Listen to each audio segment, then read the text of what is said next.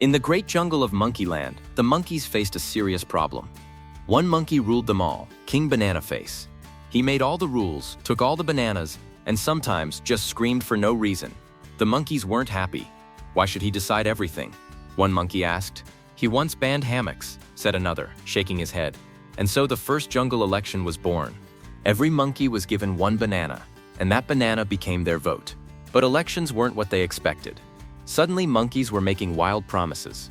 Free bananas for all, shouted one. More hammocks, cried another. No snakes ever again. Banana coin will be our new currency. It got messy.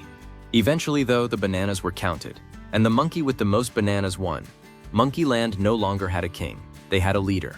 The monkeys chose themselves, and if that leader turned out to be bad, they could vote again and again, until one day they'd find a monkey who actually liked hammocks and didn't randomly yell in the treetops.